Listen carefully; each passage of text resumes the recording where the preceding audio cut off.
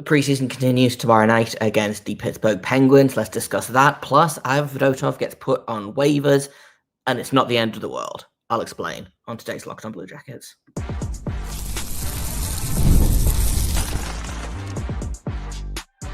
You're Locked On Blue Jackets, your daily podcast on the Columbus Blue Jackets, part of the Locked On Podcast Network, your team every day.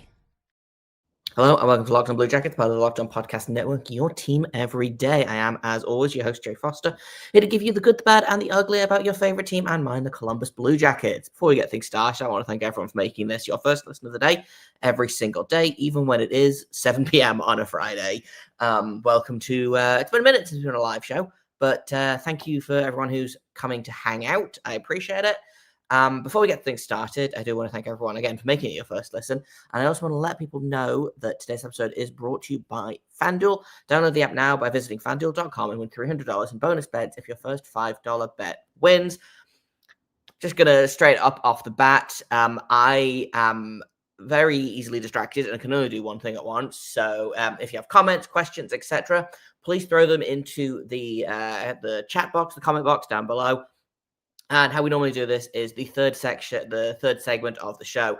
I will go in there, and if there are questions, comments, etc., I will answer them then, just because otherwise I will get distracted because I have an attention span of about 12 seconds, and I want to get through some of the things that I wanted to talk about first, which is mostly was the Ivan Fedotov thing. So that's what I want to talk about first, and then I want to talk a little bit about tomorrow's game. And how it's going to be a really stupid game for a couple of reasons, but we'll get into that in a second. I wanted to talk about the Fedotov waivers first, because I feel like some people are surprised by this in a way that I'm a little bit confused by, right? Because this was always the plan. You know, even if Ivan Fedotov had been far and away the best goalie in camp, which I don't think he has been, he was always going to get put on waivers, right? They were never going to put Jet Greaves on waivers. They were never going to put Elvis Merzlikins on waivers. They were never going to buy Elvis out. They were never going to get rid of Elvis at this stage of the season, right? This was always the plan. I know that both Don Waddell and Dean Everson both said that how you play dictates whether you play, not your contract. But this was always the plan, right? And I think people are kind of looking at this as, oh, well, there goes Fedotov. He's going to get claimed, or he's going to go to the minors, and we're never going to see him again. And that's simply not the case, right? Ivan Fedotov had not great numbers in the NHL last season. Has had either no AHL time or very, very limited AHL time, right? He's brand new to the organization. He is the third string goalie, regardless of what you think about Elvis. Elvis is ahead of Fedotov in the depth chart, right? He's going to go to the AHL. Elvis will inevitably get injured or get sick or struggle a lot with fatigue, stuff like that. Like, he's going to miss time this season, and that's when you'll see Fedotov. If Elvis really, really stumbles in the regular season when the games start to mean things, we might see him then as well. If Jet starts to stumble when the games start to mean things, we might see Fedotov then, right? Not to kind of basically assume that Elvis is going to be bad and Jet's going to be great, but, you know, the early returns on that are, you know, that's kind of the indication, right? But here's the other thing as well, right? A lot of people are talking about, well, Elvis played really badly in the preseason so far, and Fedotov played really well in the preseason so far. Why aren't they sending Elvis down? Elvis has played about 25 minutes in the preseason, right? Yes, he wasn't very good, but it was also 25 minutes, and it's also the preseason. Like, that's just how it is, right? He was never going to get put on waivers. Fedotov was always going to get put on waivers. And honestly, I think this is the best thing for Fedotov. If the Blue Jackets think that they have something here, right, send him to the AHL, let him play a bajillion games in the AHL, right? I understand that he's at a different path of his development than someone like Jet Greaves, but like that was always my argument for Jet Greaves last season, right? Was I would much rather have him starting in the AHL than backing up in the NHL. And I kind of feel similarly to Fedotov. I don't think that you're going to get a starting caliber goalie out of Fedotov at the NHL level. But if you want to see what you've got with him, you send him down to Cleveland. You let him play the starting role there. You let him play a bunch of games. Let him play a ton of minutes. And to me, that's going to be way more beneficial to you as a team in terms of like talent evaluation and figuring out what you've got in Fedotov. It's also going to be a lot better for Fedotov himself because he's going to be playing games. He's going to be getting reps in, you know? So I don't mind this move at all. I knew it was coming. Again, I am extremely unsurprised by putting Fedotov on waivers. Like again, this was the plan from day one. Like Don Waddell basically came out and said it, right? He was like, we're gonna sneak him through the waivers. Obviously, there's a world where Fedotov gets claimed, which will suck a little bit and will kind of put the Blue Jackets back at square one in terms of finding a goalie. But there are going to be other goalies that get put on waivers. There are going to be other goalies that are made available.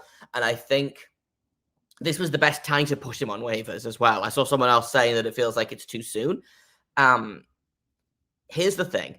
I feel like, and I was texting a friend about this earlier, I feel like 15-ish NHL teams are like a moderate to severe goalie injury away from looking at Fedotov's contracts and being like, yes, you'll do. You know? Like, imagine if instead of, for example, Alexander Barkov's just gone down and is maybe out for the entire season with that ACL tear, right? Some teams, if your starting goalie goes down with a groin tear or, again, an ACL tear or something tomorrow, you are going to jump on any NHL goalie you can, right? I think they looked at that. They were like, well, if we sneak him through now, before the injuries start, we've got a way better chance. And also, I think that they saw that Connor Ingram got through waivers yesterday / earlier today. And they were like, okay, well, if Ingram got through waivers, probably Fedotov is also going to just sneak through waivers. I think there are very few teams that will be willing to take a risk on that cap hit. If, again, the Blue Jackets can afford to have Fedotov as their third goalie because they have all that cap space, right? Like they still have, even with the Fedotov cap hit, they still have $13 million in cap space, right? I don't know where that is in terms of teams, but there are only two teams that have more cap space than them right now. The Ducks have $20.5 million. The Blackhawks have almost $17 million in cap space. Those are the only two teams that have more cap space than the Blue Jackets right now, right? Other teams have cap space to fit someone like Fedotov in, but I feel like the Venn diagram of teams that could potentially need a goalie and teams that have the cap hit to fit the goalie in are like it's basically two separate circles, right? So I feel pretty good about Fedotov sneaking through the waivers. Maybe I'm wrong. I've been wrong before. I'll be wrong again. But I think by this time tomorrow, Fedotov will be on his way to Cleveland to do training.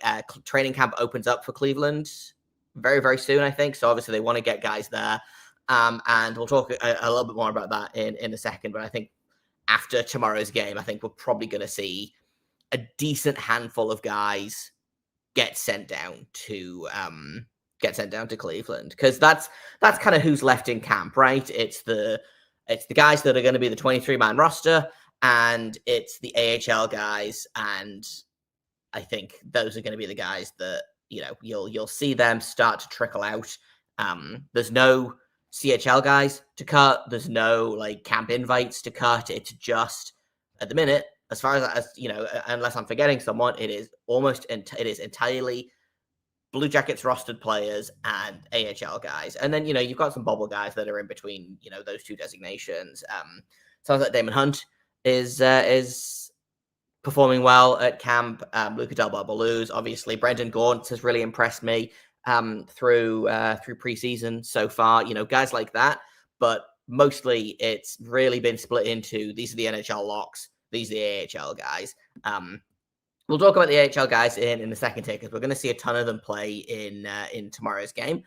And that sure is going to be an adventure, and we'll get into why that is in a second here. But my guess is that by the end of the weekend, we're probably going to see most of a roster as it's going to look on opening night, and then they'll make tweaks, they'll make adjustments. There's going to be 2 more preseason games after tomorrow night, but they're on like Tuesday and then like Saturday. So there's still like a full week of training camp left, which feels insane considering it feels like it's been going on for a million years already, but still some moves to be made. But the Fedotov move, getting it out of the way now, I think was the smart idea because, again, every day that you don't try and sneak him through waivers, you increase the likelihood of,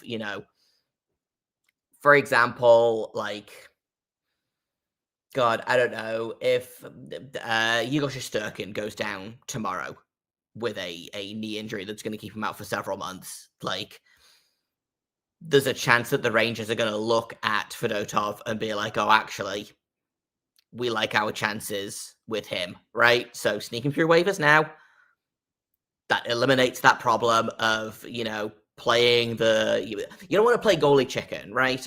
I agree. I would have liked to see Fedotov get a little bit more training camp, a little bit more preseason action, but I fully understand why they're sending him down now, because this team is cursed, and you want to try and avoid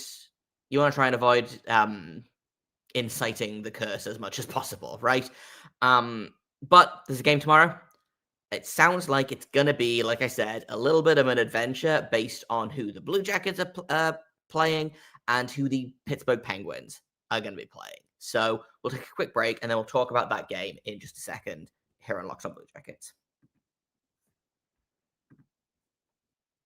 First, we're going to tell you guys about FanDuel. The NFL season is here, and FanDuel is making sure you're ready for kickoff with a can't-miss offer.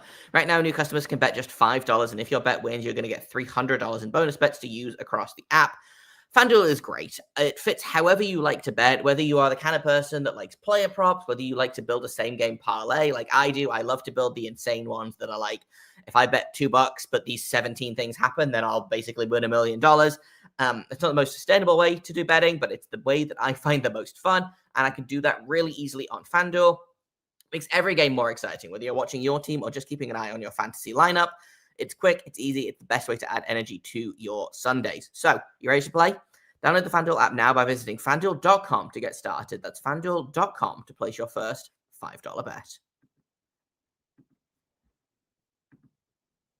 Welcome back to Locked On Blue Jackets. Let's talk a little bit about tomorrow's preseason game. I'm not going to get into like a ton of detail about it, beyond the fact that I do think it's going to be really, really stupid. And that is because, like, I talked about this a little bit. I don't remember if it was in yesterday's episode or the day before, of like, this is just kind of how preseason is, right? Is that the veterans and the big boys stay at home. They don't travel in the preseason, typically. Obviously, you have to take a certain amount of quote-unquote veterans with you, and there are some veterans playing in tomorrow night's game. But it is a very young, very inexperienced roster for the Blue Jackets. And then on the flip side, you've got, my guess is, all of the Penguins' big boys, because it's the Marc-Andre Fleury, like, final dance game, right? I think he's playing a period of hockey. But we're going to see Crosby tomorrow. We're going to see Malkin tomorrow. We're going to see Letang tomorrow. We're probably going to see a bunch of other big guys because, again, it's a home game for the Penguins, and they're gonna bring, they're gonna ice a bunch of their main guys because their main guys don't travel. Based on, again, like the game that the Blue Jackets just played was a home game for the Blue Jackets, and it was extremely veteran heavy, and it was, basically the regular top six and like half of your regular defense core, give or take, versus a bunch of the Wilkes-Barre Scranton Penguins, right? The Blue Jackets, rightfully so, won 4-1. I think we're probably going to see a flip of that. I think probably the Penguins should make the baby Blue Jackets cry. That being said, preseason is dumb, right? Sometimes you win games that you're not supposed to. Sometimes you lose games that you're not supposed to.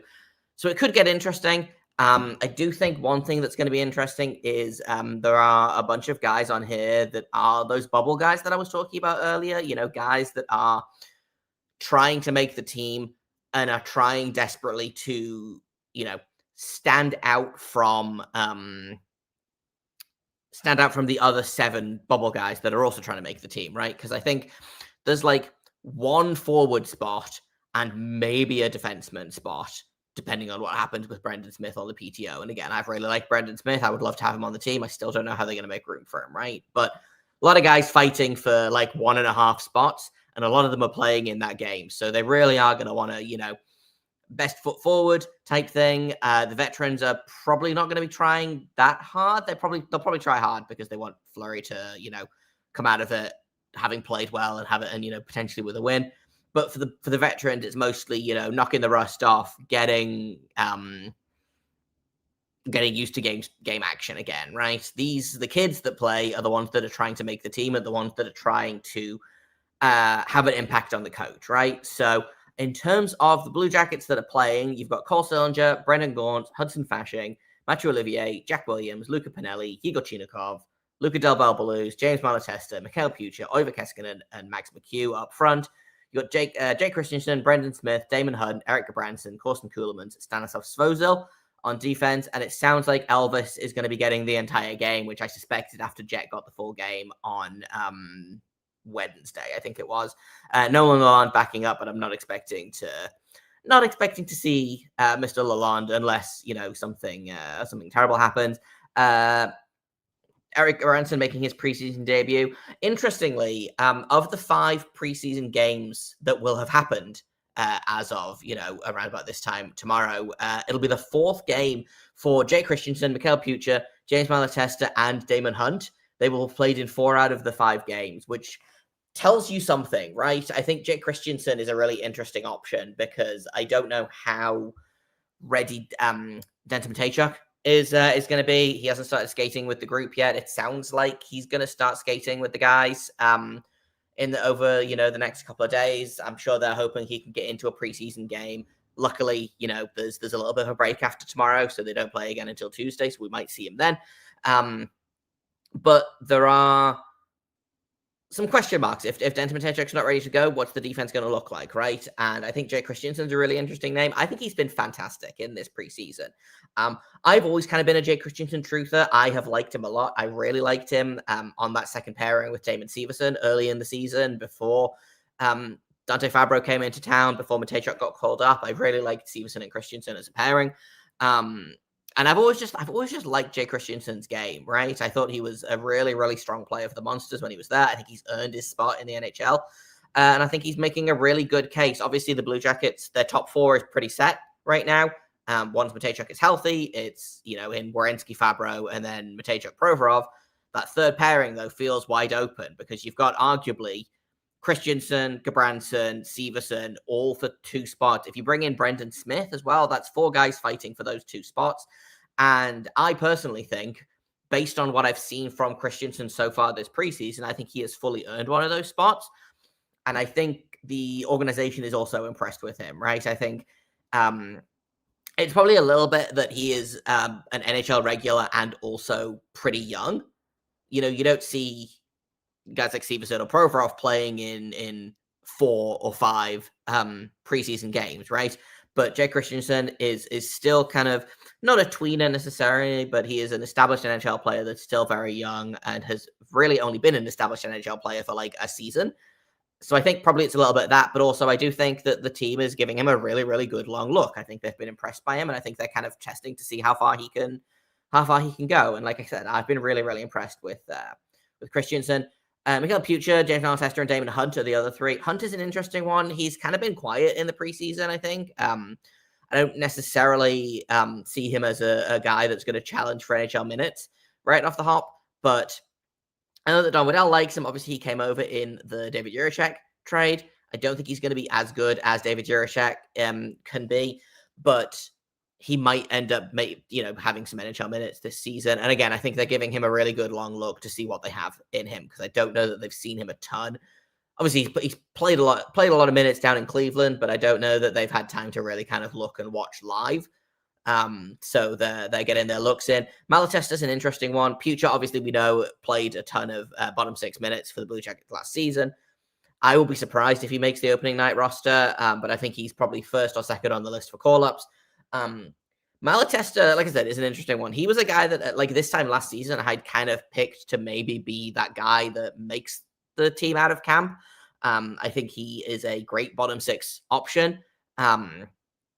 Ultimately, Pucher got the job, which again surprised me a little bit, but I was very impressed with Pucher. But James Malatesta, I think fits into the bottom six a little bit better. Obviously, there is an option in the bottom six. If you think that James Malatesta is going to give you a better chance to win than Miles would, and I understand that we're sitting here kind of debating who is going to be the best fourth line winger, right? Which if that's your biggest problem is trying to figure out who's going to play fourth line wing, that's a not a terrible problem to have, right? But the fact that they're giving James Malatesta this long of a look does make me wonder if there's something there. He was one of the last guys to be cut last season.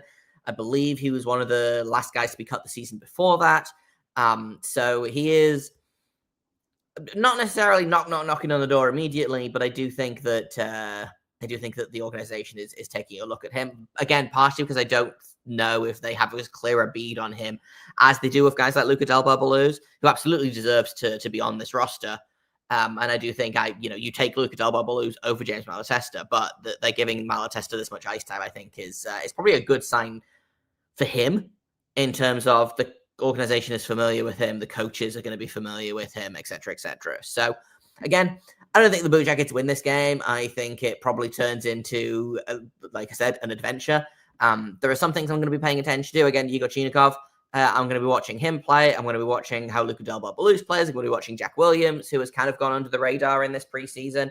And again, that pairing of Jake Christensen and Brendan Smith, I'm going to be paying attention to because I've liked that pairing a lot so far this preseason. And honestly, that would be my choice for the third pairing. If they end up keeping Brendan Smith around, like Christensen and Smith, to me, I would take both of those guys over Severson or Gabranson. But we'll see what happens there. I'm going to take another quick break, and then, like I promised at the beginning of the show, we're going to get into questions and comments and stuff that are in the little chat.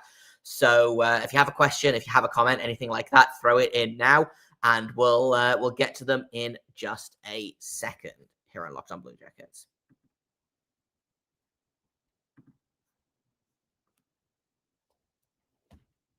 Welcome back to Locked On Blue Jackets. We are gonna get into the chat box. First question that I've spotted. Well, first off, Andy is saying that it's his 8th listen of the day, and that is very fair. It is muscle memory at this point. It might be your first listen of the day. I never know. But can Elvis handle being a backup to Jet? I am becoming less and less convinced of this as time goes on. I think Elvis has...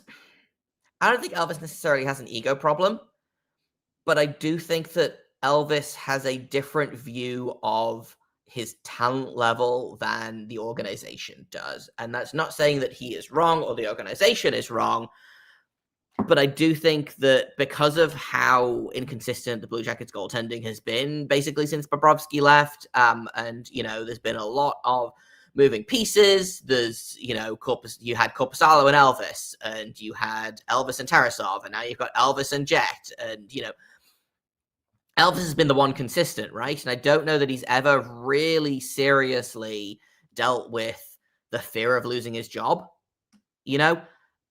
when his rookie season, he shared the net with Korpisalo. They basically split time, and then Korpisalo got injured, so Elvis took kind of the lion's share in the second half of the season. And then Korpisalo got traded. They decided that Elvis was the heir apparent, which felt like, it was a premature move. It felt like it at the time, and we can kind of see it now. Not that they should have put all of their eggs in the Korpisalo basket necessarily, because he's also not doing great over in Boston. But, he kind of didn't really have to fight for that starting role in his first season. And then obviously going into the second season, he got that contract, and it went from there, right? Again, with Tarasov, because Tarasov was so inconsistent, because Tarasov was injured a lot, Elvis never really had to worry about losing his job to Tarasov, right? When Tarasov was playing well, there was something there, but because Tarasov was so, again, inconsistent in his play, both in terms of being healthy and also playing well, Elvis has really just kind of been able to have that job stability because his partners have always been inconsistent as well, but because he's got that contract, he's never really, I think, had to deal with the concept of, maybe I'm going to lose my job to this guy, right? And this is kind of the first time that I think that he's really kind of thought, oh, the organization likes this other goalie better than they like me. I don't know what to do about that. I know that there was those comments in The Athletic last week, I think. I think it was The Athletic, where, they asked, how do you feel about, fighting for the role with Jet? And he kind of came up with a lot of stuff that was like, well, I don't know that Jet knows what it's like to, I don't know that he's ready for a full-time NHL schedule, despite the fact that Jet actually played more games overall than Elvis. Last year, he played 57 if you include the Monsters playoff games. Elvis played 53. So, I think Jet's probably ready for that level of play. But I think that Elvis will say most of the right things, but I do think that he will not be happy being a backup, is the very long-winded answer to that question. I think he will be very unhappy about it. And I think he will suffer in silence for a while, and then I think he might make it everyone else's problem, which then it's going to be everyone else's problem. And that means it's going to be our problem, and it's going to be the team's problem. So there's a really easy way for Elvis to get away from this, and that's to play well. Obviously, we don't know what he's going to play like tomorrow, but I think he really needs to have a good game tomorrow. Because right now, for me anyway, it's a two-horse race, but Jet is way, way in the front. He's played excellently in both of his preseason games so far. Elvis has played about half an hour of hockey and has not been very good at it. So, he's got a chance of redemption tomorrow. I think it's going to be tough based on the rosters. Obviously, the Penguins bringing all the big boys, the Blue Jackets bringing their tweeners and, a handful of veterans. But, Elvis needs to play well tomorrow. Otherwise, I think it's getting less and less likely that he is going to be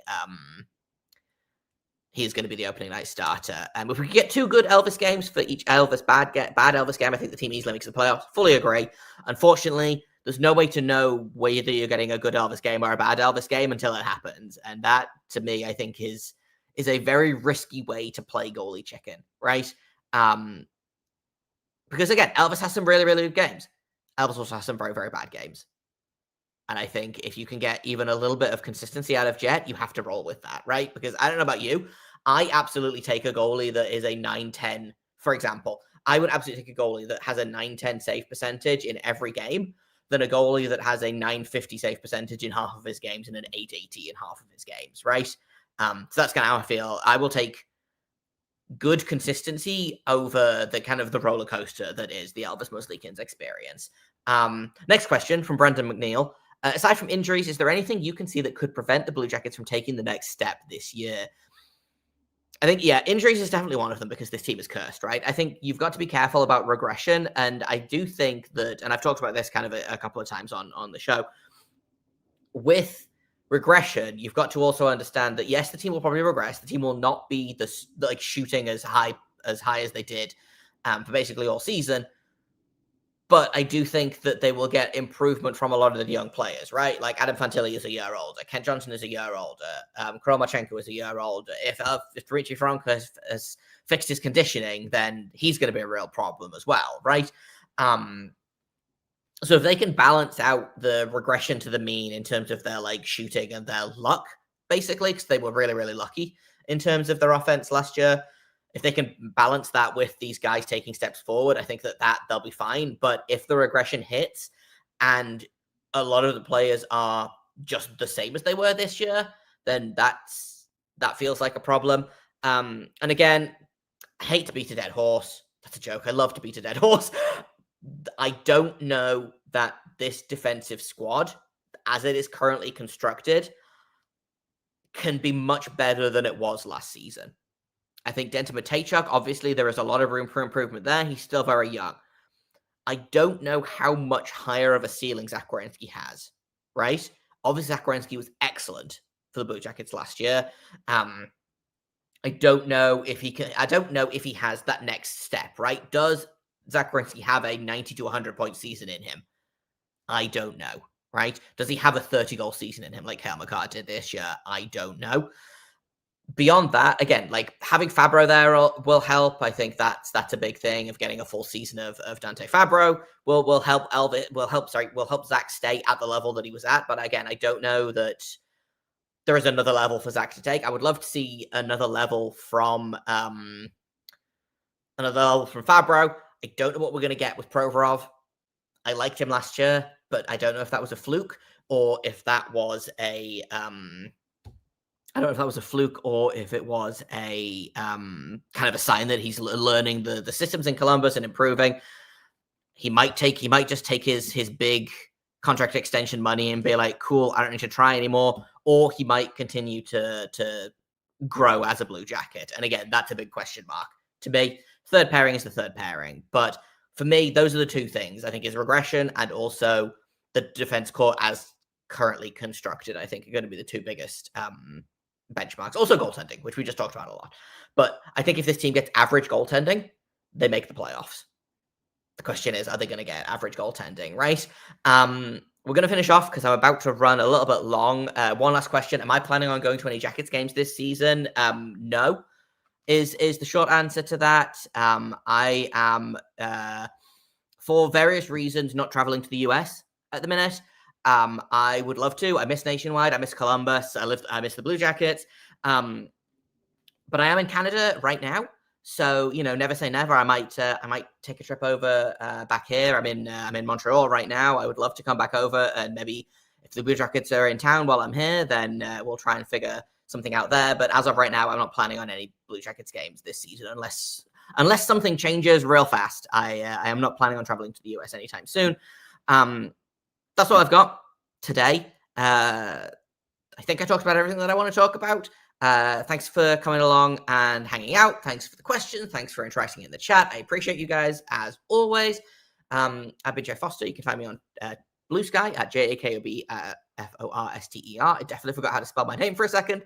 You can find the show at LO_Blue Jackets on Twitter. We are going to be back with another episode on Monday where we'll break down what I assume will be a disaster in Pittsburgh, but we'll talk about that. We'll talk about whether Fedotov makes it through waivers or not. I assume that there will be camp cuts over the weekend, so we'll talk about all of that stuff. Thank you once again for listening and for making it either your first listen or your 8th listen or anything in between. Locked On Blue Jackets continues to be free and available on all podcast platforms and over on YouTube. I appreciate you guys again for coming to hang out, and until Monday, make sure you stay locked on.